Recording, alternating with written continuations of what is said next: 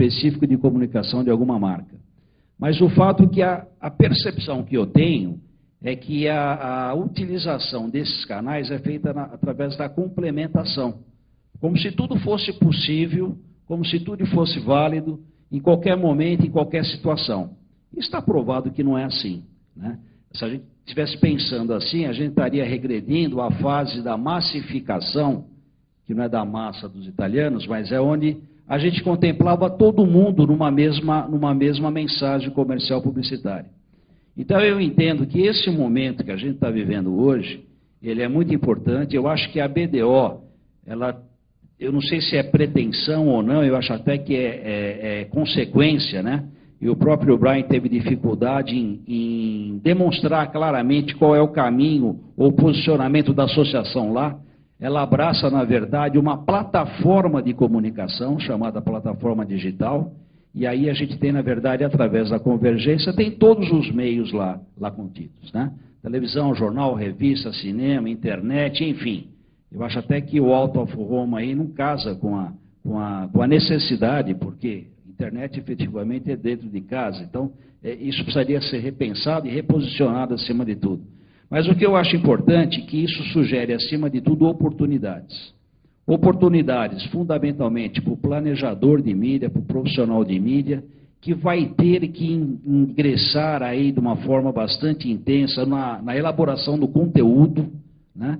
Porque, como o próprio Geraldo comentou, é impossível achar que uma mensagem apenas, disponibilizada, quer no elevador, no ponto de venda, no supermercado, na maternidade e tal, seja suficientemente capaz de envolver o consumidor, né, em função do seu dia a dia, do comportamento, de hábitos e assim por diante. Então, é o planejador de mídia, sim, que vai ter que elaborar essa mensagem. Na pior das situações, ele vai ter que colaborar junto com o responsável da elaboração da mensagem para retratar ali a importância do canal. Então, aí é uma grande oportunidade e, evidentemente, que há uma necessidade também dos canais auxiliar esse profissional, né, criar condições para que isso se desenvolva. Uma outra área de oportunidade, que é fantástico, é com relação à rentabilidade hoje questionada pelos anunciantes, né? Eu acho que, ao contrário do mercado americano, o Brian certamente já teve a oportunidade de conhecer o mercado brasileiro, existem diferenças bastante claras ali, né? Aqui há realmente uma concentração de audiência, há uma concentração de circulação, há uma dependência de marcas de meios, há dependência de marcas de canais, a atuação da concorrência interfere inclusive numa estratégia de mídia, enfim, são diversos os fatores que não dá para comparar a realidade de lá com a realidade nossa, né? Mas, por outro lado, a oportunidade maior é de encontrar alternativas tão efetivas com esses meios que sugerem a concentração. E é isso que é fantástico, né? E a última oportunidade, nesse rol todo do momento, né, é dos veículos de comunicação. Eu acho que quem sair na frente, como foi dito aqui, quem conseguir deixar bem claro aquela relação da consolidação e do atrito, quem propor ali uma participação efetiva no processo mercadológico de qualquer marca, certamente vai ser destacado no processo. E por último, só para aproveitar, eu gostei muito do exemplo que o Brian deu também, do Team Fox lá. Eu acho que está aí também uma grande oportunidade para a própria associação abraçar uma causa, que essa causa seja, enfim, cada ano se eleja aí uma entidade qualquer, para provar o valor, né? Eu acho que se todos estiverem unidos em prol de uma mensagem, de um objetivo, de uma ação, isso vai ficar claro qual é o valor efetivo de todos os canais que fazem parte da associação. E eu posso sugerir depois uma associação, se vocês quiserem. Muito obrigado. Bom, obrigado, Ângelo. E esse caminho que para nós, o que parece fundamental, e desde o início é uma preocupação, é não cair no que no passado, por vezes, meios de comunicação já tiveram que fazer, onde, por exemplo, as regras não eram, digamos, melhor legitimadas, digamos, pela sociedade, pelo mercado, e como nós temos que garantir que cada um dos grupos tenha um conteúdo pertinente que possa concretamente não só ser eficaz no trato com aquele seu público, como possa contribuir para a sociedade como um todo. o ano passado, chegamos até a fazer a ideia de fazer uma primeira campanha, mas nós achamos que nós não estamos a ponto de sair para o mercado para levar uma mensagem juntas. Então, mas sem dúvida, por essa linha a gente vai querer seguir. Bom, para completar esse ciclo de opiniões, ideias, iniciativas dos nossos debatedores, quero pedir, por favor, ao Rodrigo Lacerda. Lembro que o Rodrigo ele é diretor de marketing corporativa do Carrefour e também está representando aqui a aba. Bom dia. Eu estou num papel interessante porque eu sou anunciante e também sou mídia. Por exemplo, agora eu estou fechando um programa longo com TV Mães e Mulher para mostrar para as novas mães que o Carrefour pode ser uma boa fonte de referência para produtos de bebê e tanto para produtos pessoais para a mulher também. Então, sou anunciante nesse sentido. E sou uma grande mídia. Nós temos hoje quase 2.000 monitores espalhados pelos nossos hipermercados. Somos pioneiros no Brasil na massificação em hipermercado. Começamos em 2004 como piloto. Para vocês terem uma ideia, naquela época a gente trabalhou com TVs de 29 polegadas em cima das gôndolas. Os diretores de loja queriam matar a gente, porque normalmente elas estavam desligadas, ficavam aqueles vários cachetões em cima da gôndola, e aí fomos evoluindo. Em 2006 aí começou rapidamente, aí todos os nossos concorrentes inclusive, trabalhar com as TVs digitais, TVs em LCD e plasma. Então eu queria falar um pouquinho mais do lado eu como mídia, eu como um veículo para falar um pouquinho de resultado para vocês, que eu acho que o que a gente busca muito é resultado. Tem vários anunciantes aqui também procurando resultado. Qual é o meu porquê é interessante para o varejo ser uma mídia?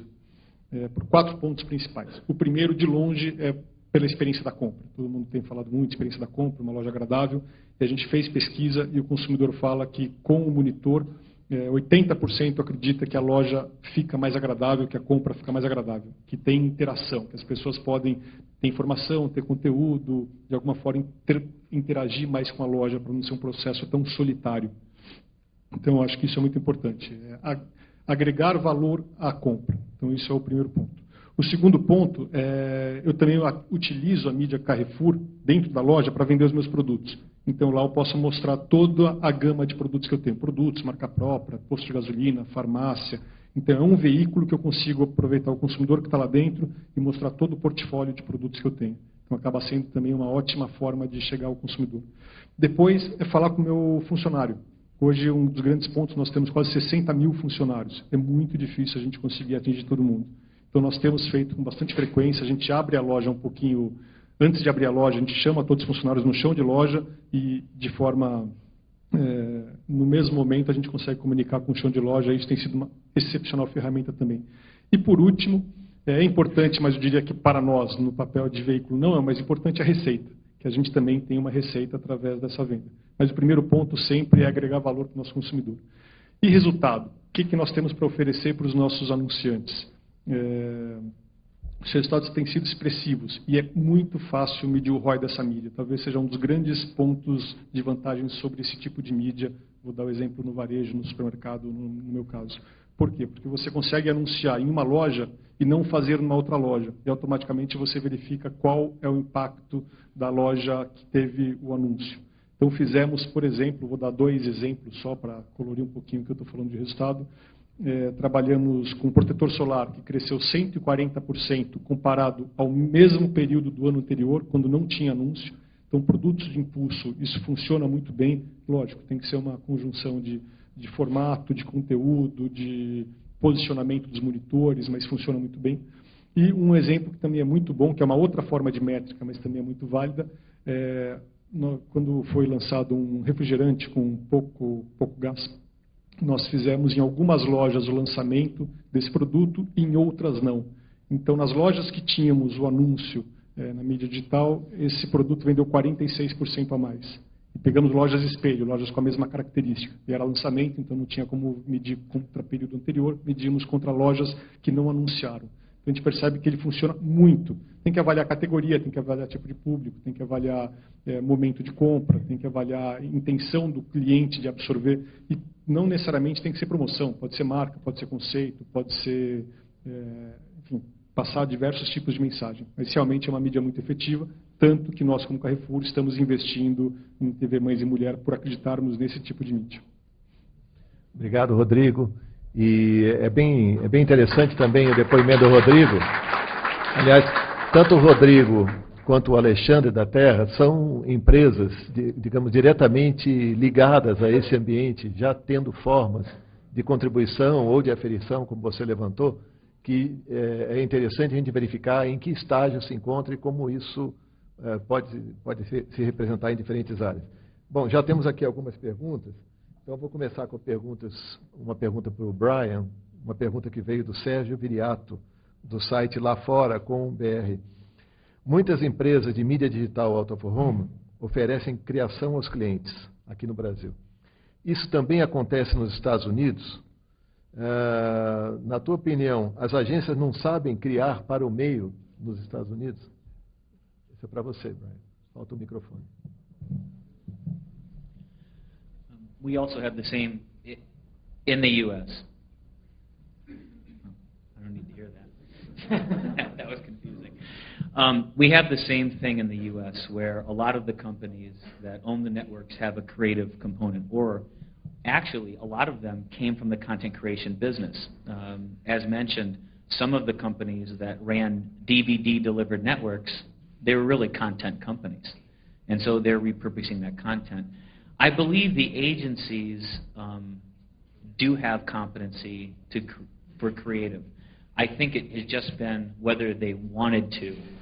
You know, I think 3 or 4 years ago, there wasn't a need for them to get engaged in it, and now that they are. And I think it's partially in working in concert together with the media company, because they have the research, they also know the client base, they have some of the results, and I think the agency can actually help with that creative. I don't believe one's going to completely control that component of it. I think it's going to be a mix between the two. Ok, eu vou passar uma pergunta para o Valtteri. Vem uma pergunta do Bill, da Droid Digital Media. Ele diz o seguinte: existem hoje softwares de face recognition, reconhecimento de face. Existe alguma intenção de usar esses sistemas pela BDO para termos mais números de audiência em várias redes disponíveis hoje? Eu acho que quase que diariamente a gente tem informação, chegam informações de novas tecnologias que estão surgindo, algumas de forma tentativa, outras já se consolidando, mas todos os dias tem alguma novidade na área da tecnologia e muitas voltadas a este processo de mensuração de resultados. Então, dizer para vocês que nós já temos aqui no Brasil hoje algum projeto concreto nesse sentido de mensuração, ainda não. Estamos atentos e estamos tentando seguir esse processo. Bom, uma pergunta agora para o Alexandre da Terra. Veio do Caio, da empresa Magenta de Santos, que está ligada à L-Mídia.